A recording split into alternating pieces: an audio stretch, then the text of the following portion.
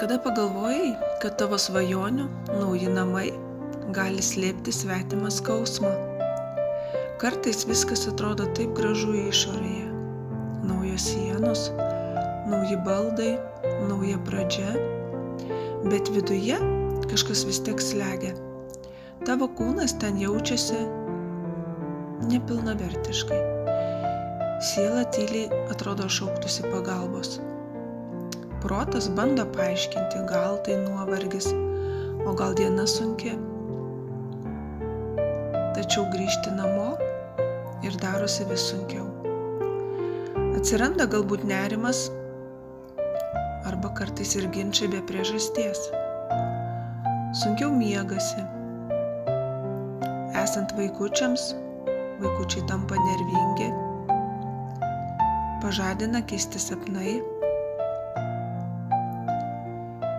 Dažniausiai tai būna, kai pykstasi žmonės be priežasčių.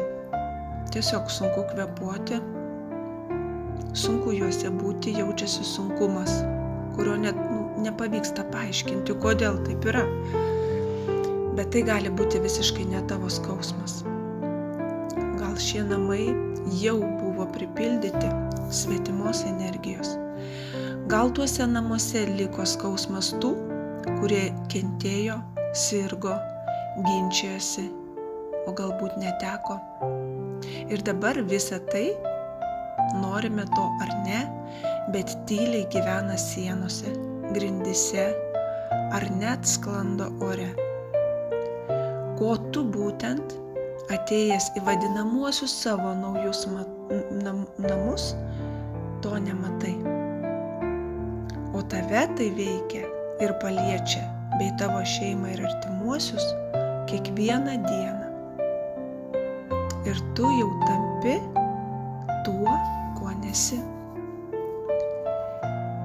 Tai kviečiu tave nelaukti ir jeigu kažkas panašaus iš išvardintų simptomų tavo namuose, naujuose namuose, kurie kvepia galbūt dažais, tai jaučiasi, tai linkiu nelaukti, nes laikas paleisti, išvalyti ir išsilaisvinti nuo to, kas tau nepriklauso.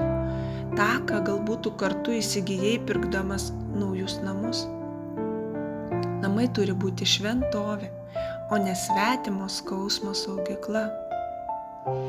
Energetinis valymas tai nėra ritualas, tai gydymas, tai kvėpavimas, tai sielos sauga. Tai yra šviesos kvietimas ten, kur seniai jos nebuvo. Ir tai būdas išgirsti tylą, kuri ramina, o neslegia. Būdas vėl jausti saugiai, būdas pradėti gyvenimą iš naujo, savo erdvėje, su savo energija ir savo ritmu. Po valymo žmonės sako, kad pagaliau jaučiu, kad čia mano namai, kad galiu miegoti, vaikučiai ramus, dingo ginčiai, atsirado jėgų. Tiesiog sugrįžti yra taip gera. Dirbu tyliai, per energiją, be jokių šou, be jokios atributikos, nes tam nereikia nieko. Tik šviesa, kuri teka per mane ir gydo ne tik žmogų. Gali gydyti erdvę, gali gydyti bet kokią patalpą. Tiesiog ją apvalyti nuo negatyvo ir nuo blogos energijos. Ir tai yra šiandien svarbiausia. Tai labai subtilu ir tikra. Čia tas pats, kaip tau pasitikėti chirurgu, nors nematai operacijos. Čia tas pats, kaip pasitikėti psichologu, nors nematai žodžių, tik galvoje mastai, kad tau palengvėjo. Kaip ir geriam vaistukus, kurių nejaučiam iš karto, bet tikime, pasitikime.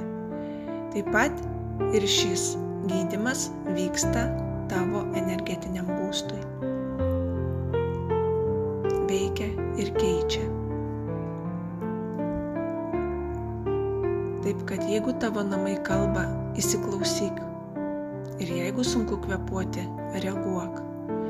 Jeigu jautiesi svetimas savo pačio erdvėje, tai ženklas, kad laikas paleisti tai, kas nepriklauso tau. Namai gydo arba skaudina. Ir nuo tavęs priklauso, ką tu pasirinksi. Jeigu nori, tikrai galiu padėti. Tyliai, ramiai, per šviesą. Kad galėtum pagaliau gyventi lengvai, ten, kur esi. Su tuo, kuo esi. Parašyk. Lauksiu tavo žinutės.